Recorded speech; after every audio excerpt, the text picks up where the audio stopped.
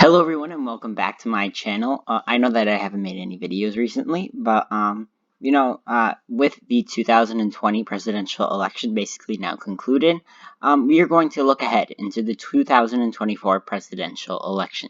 So it may seem a little bit too premature to actually make any characterizations or predictions as of this moment. However, it is pretty fun to kind of see where the landscape or electoral landscape would be in the next 4 years, especially after some pretty surprising results from the 2020 presidential election. We had states like Georgia flip blue, the Rust Belt flip back to the Democrats, after they didn't back in 2016. And, with Georgia flipping blue, you would automatically assume that it would be a landslide year. However, Trump won Florida and North Carolina pretty handedly. Florida, he actually improved on his margin from 2016. Texas was considered to be a swing state. Joe Biden underperformed Latinos in the state of Texas quite significantly. And Biden even flipped the state of Arizona, previously expected to be a pretty safe Republican state, especially considering that John McCain won this state by over 10 points back in 2008. So, looking at the 2024 presidential election, the likely Republican nominee, in my opinion, is going to be Donald Trump once more. He has, put up a pretty strong battle in trying to contest the current election results. However, he has now collaborating with the Biden transition team and, having a peaceful transfer of power. Whether or not that is going to be 100%, peaceful or it's going to be a clean transition, I'm not 100% sure on that. I have a feeling it's probably not going to be. However, it's seeming as if this is the only outcome as of this moment. And Trump, he apparently is already speculated to run in 2024. Some other Republican hopefuls, such as Kristi Noem, Josh Hawley, Tim Scott, even Ted Cruz, a lot of prominent Republican figures in politics, they're all reportedly, speculating a run in 2024. And I think that it could definitely make for an interesting Republican primary, but I have a feeling that not too many Republicans would try to primary Donald Trump if he were to try to get back into the ring. For the Democrats, Joe Biden, it's seeming more and more apparent that he's not going to run for a second term. It seems like his age definitely made an issue into the campaign, especially in the Democratic primary campaign. It seems that it did not necessarily help him in the 2020 presidential election, and it definitely will not help him in 2024. And I can easily see his vice presidential candidate or Vice President-elect Kamala Harris trying to run and securing the nomination. There possibly or likely will be a progressive challenger, potentially Alexandria Ocasio-Cortez or Nina Turner. However, I still do see Kamala Harris coming away with the Democratic nomination at the end of the day. So, looking at the characterizations for many states, I don't think too many things would change. I still think that Kansas is going to be narrowly under 15 points. I think, if anything, this landscape is going to be more favorable for the Democrats. I still think Indiana would be a safe state. It would have to have like a Pete Buttigieg or someone from the Midwest to really, change the landscape up here. The state of Montana, I think, would be likely. Nebraska at large was actually a bit closer. Nebraska's first. I actually got this prediction right. I said it would be a likely characterization just under 15 points, and that was the case. So I think I may deserve a little pat on the back for that. But I also think Missouri would be a little under 15 points. Utah, again, probably going to be pretty safe. It did trend a little bit more Republican, just mainly due to the fact that there was the elimination of a strong third-party candidate, like in 2016. But, you never know what could happen. Mississippi, pretty strong Republican state, actually, this time. We don't have 100% of the results in. However, I do think it's going to be a likely state in 2024, along with the state of South Carolina, which went to President Trump by just about 10 points, 10 or 11 points, and, could definitely trend a little bit more blue. The state of Alaska actually was quite surprising to me. It is very difficult to predict the state of Alaska, but it seems as if Joe Biden narrowed the state down to about 10 points, which is pretty significant. And in a pretty close election, if the Democrats were to have a landslide year like 2008, they could definitely put Alaska in play, which may seem pretty crazy, but considering the fact that this is such a small state, and with any real effort into a small state despite having a large landscape, it could potentially put the state into play. So I'm just going to leave it as a likely characterization for now.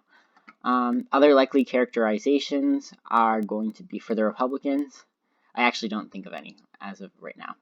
For safe states, there's just going to be the typical states. I actually think Colorado at this point in 2024 is going to be a safe state. This is the state that turned in the most for Joe Biden out of any state in the entire nation, which is pretty significant. New Mexico showing to be not as reliably Democratic as it previously was. It only went in the Senate election by about 6 or 7 points to the Democrat.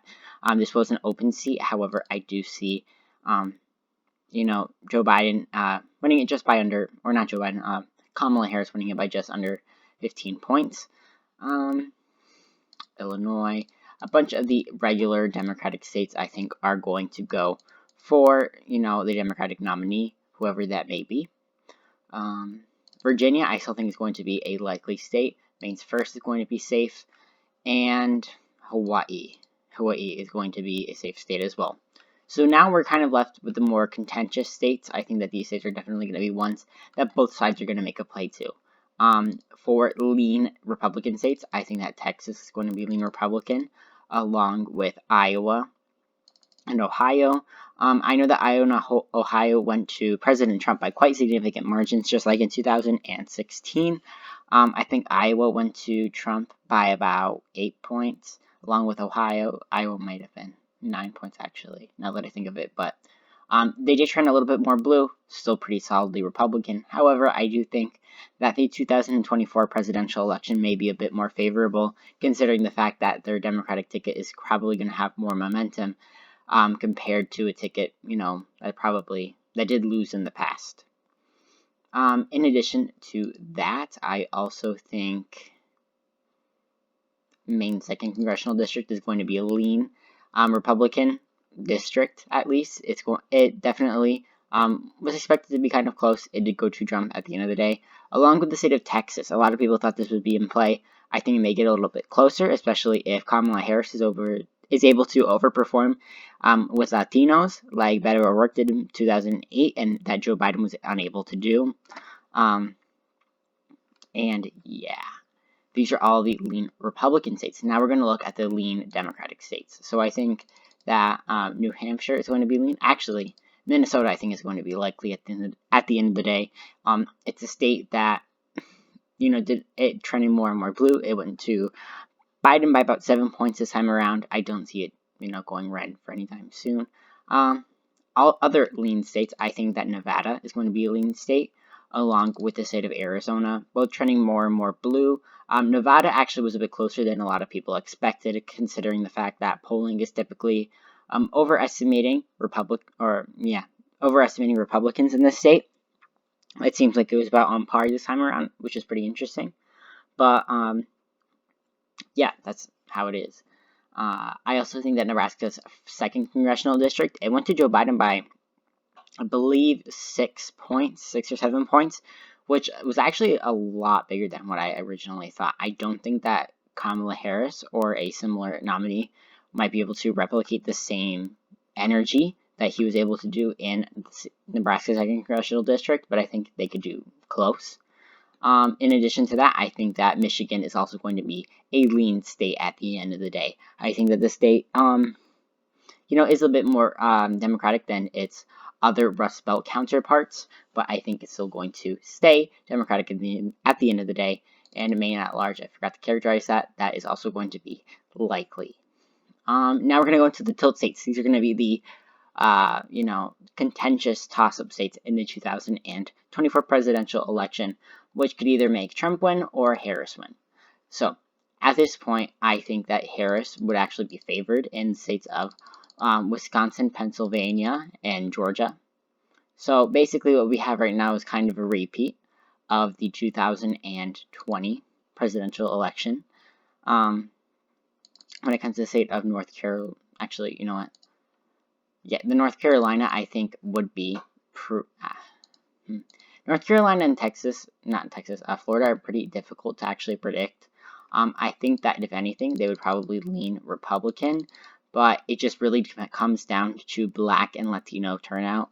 I think Joe Biden was really able to turn up Black turnout this time around by a bit, but I think Latinos, especially in the state of Florida, are really going to make or break a certain candidate, and I think that Kamala Harris might actually be able to flip the state of Florida blue. But considering the state of North Carolina, it's just going to be a huge uphill battle, and I think that there's going to be a lot of Democratic energy around it. Yeah, I think, if anything, this would probably be the most probable outcome. I think that, especially after a potential red wave in the midterms, I think that this is going to be the most likely map, kind of a Democratic wave coming after the, red wave. And this is kind of what I think that 2024 would happen if it were to happen today. It's a very favorable map towards the Democrats. It could definitely change, and it probably will change 100% as we get closer to the 2024 presidential election. But again, I hope you guys like this video. Please leave me more comments down in the suggestions below. And I hope you guys enjoyed. Thank you so much for watching.